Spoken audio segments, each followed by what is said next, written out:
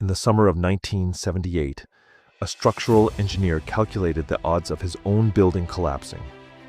1 in 16, every single year, and almost nobody in New York City knew about it. The building was Citicorp Center, at the time, the 7th tallest skyscraper in the world. 59 stories, standing on 4 massive columns, not at the corners like a normal building, but at the center of each side. That strange design existed for a reason. The church stood on the original site. The building had to be raised above it on stilts, leaving the church untouched underneath. The engineer behind this ambitious design was William Le Mesurier. Brilliant, respected, one of the most trusted structural engineers in the country. His solution for keeping the tower stable in high winds was innovative.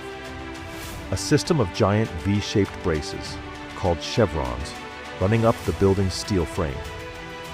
Plus something almost nobody had used before at this scale, a 400-ton weight, floating on a thin film of oil near the top of the building, designed to counter the sway of wind automatically.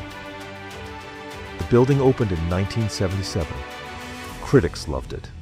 Engineers admired it.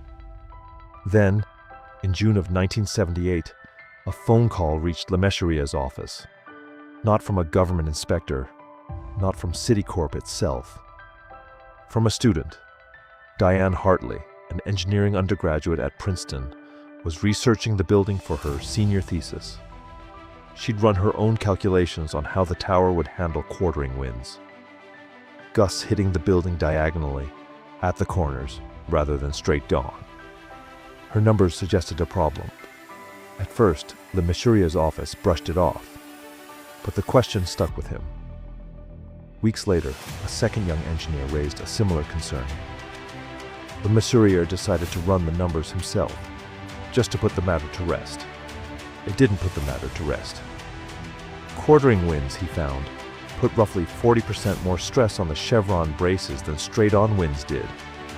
That alone might have been manageable. Then he remembered something else.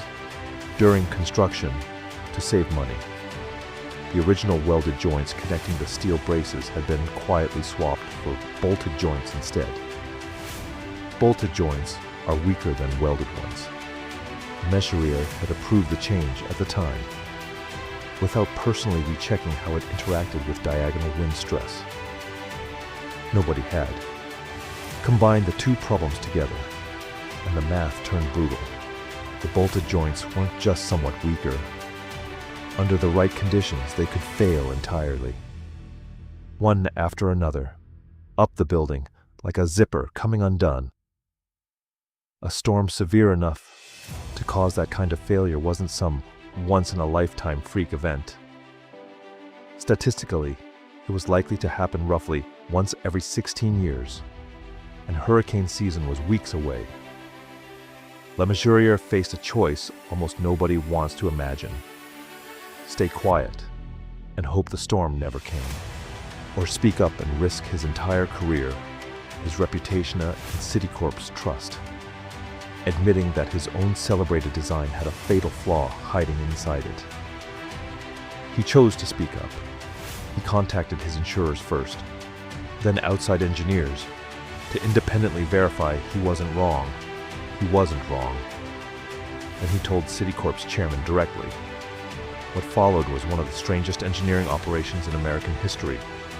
Rather than evacuate a fully occupied Manhattan skyscraper and cause citywide panic, the decision was made to fix the building in secret. Welding crews arrived each night after the offices emptied out. They welded thick steel plates over all 200 vulnerable bolted joints, one by one, floor by floor. By day, the building operated completely normally. Executives worked. Employees rode the elevators. Almost none of them had any idea that outside, after dark, workers were racing to prevent a possible collapse of the building they were standing in.